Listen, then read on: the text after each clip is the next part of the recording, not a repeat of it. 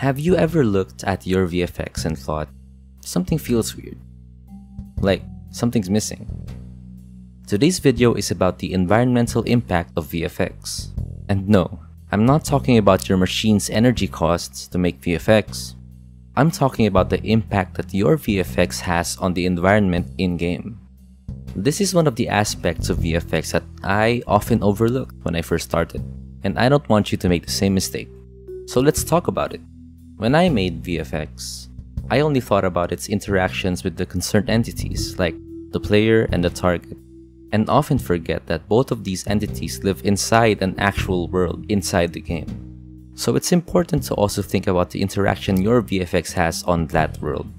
But before anything else, I just want to disclaim that this video, and all future videos of the same format, will not be teaching the technicals or any engine-specific implementation. These videos are made to talk about the more abstract concepts relating to VFX. With that out of the way, here are some of the common ways your VFX could interact with the environment.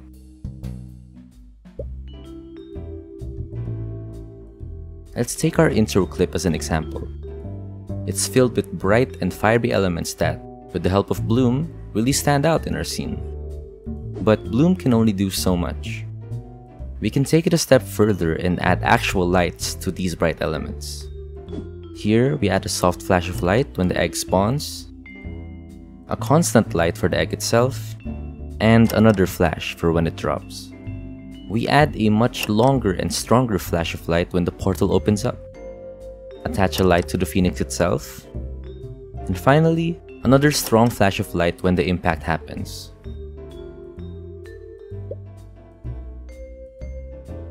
Smoke can occur as a result of disturbances in the ground, throwing dust up into the air, usually in the form of small clouds, or as an effect of something being burned, which can appear more wispy.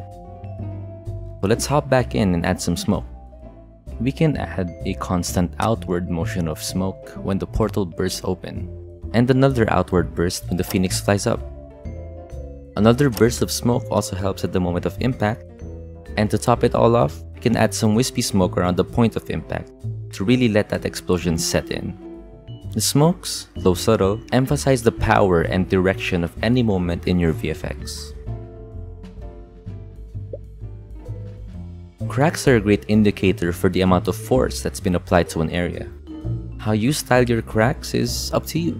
As a baseline, you can have a simple one for objects that are strong enough to cause damage, but not enough to remove chunks of the environment.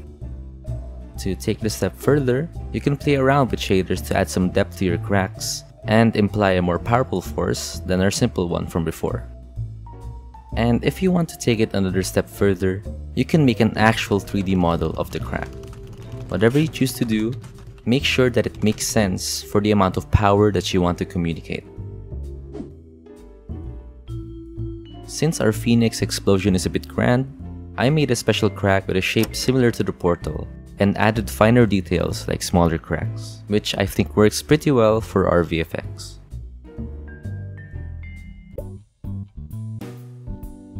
I've talked a bunch about distortion in one of my previous videos, where you offset UVs by some value to alter the original image. The difference in this video is that we're applying the distortion in screen space, or more specifically to our screen UVs. There's a lot of opportunity for screen distortions in your VFX. Something burning could be a source of distortion, as one might experience when observing the top of a fire. Fast movement could also disturb the air around in such a way that it distorts your view. A speaker could be so loud that you can literally see the sound waves. But what do all of these have in common? I'd like to think that distortion boils down to how much energy is being released. Using a more general energy as an indicator for our distortion can allow us to become more creative in how we apply it to our VFX. Hopping back to our clip, I added a small pulse around the egg when it gets spawned. Then a larger pulse when the portal shows up. A much noisier distortion as the portal burst fades out as a nice dissipation. A large pulse again for the phoenix impact. And finally, the same noisy distortion for impact dissipation.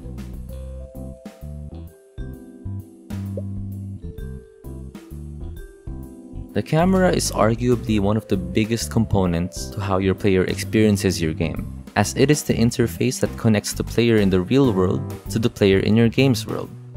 Adding effects to our camera communicates an effect's intensity in a way that our other components can't, and these are the most common ones I've seen. The camera shake makes the player feel as if the camera is being physically affected by the tremors of whatever's happening on the screen. This can be done by rapidly changing the camera's position, rotation, or both according to some magnitude and some frequency. Magnitude affects how much we deviate the position or rotation of our camera from the original, and frequency is how fast we're changing these values. The magnitude and frequency that you choose, of course, depends on the type of effect that you want to communicate. An explosion, for example, may cause the camera to shake with a high magnitude and frequency that tapers off. A slow charging effect, on the other hand, might have a lower magnitude and frequency. Chromatic aberration is another way of affecting the camera beyond changing its physical properties, as we play around with its vision. This is achieved by taking the RGB channels of what's rendered on screen and offsetting them to achieve an effect like this. I haven't personally used this effect much, but I think it's neat when used sparingly. In our clip, I applied camera shake to the portal burst and camera shake with chromatic aberration for the impact.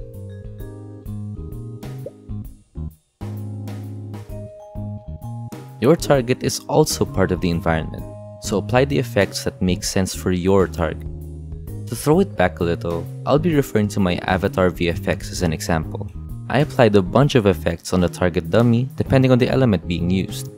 For water, I added little water waves that flow down. For ice, I freeze the dummy. For earth, I added dust on the target from the stones being thrown at it. For fire, I added a dark overlay to make it look like the dummy is burned. And finally, for air, I added small cuts on the dummy that grow and multiply as it gets attacked. And going back to our Phoenix clip, I applied this dark overlay and some Fresnel emission.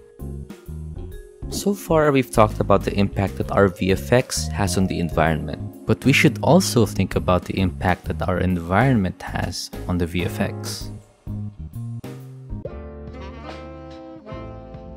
Air is everywhere, even if we can't see it, and we should think about the interactions that our smaller VFX components have with it. Air can slow down your particles via air resistance or drag, and air can be turbulent and affect your particles' movements. Air can even influence your particles' general direction as wind. At the moment, our particles move in a very linear fashion in speed and in direction, which feels robotic and unnatural.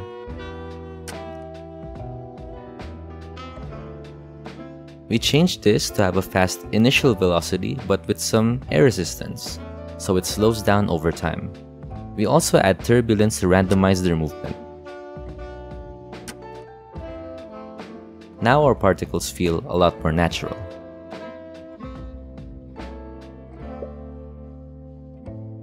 Gravity is a force that pulls matter down. But what is down? Gravity is a relatively stronger force than wind, so you can have larger particles also be affected by it when necessary. When an object is being pulled down, it eventually hits terrain, and this is where collision comes in.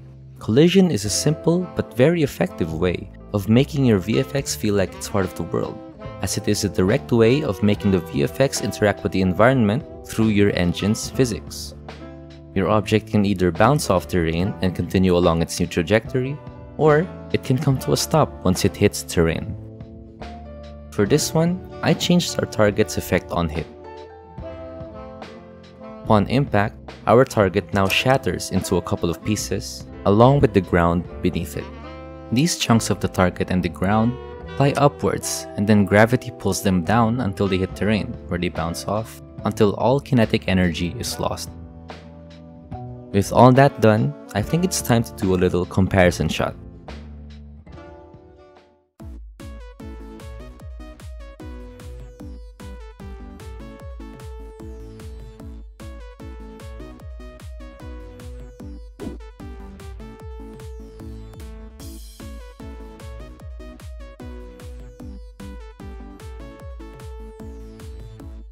And there you have it. the different ways your VFX can interact with the environment.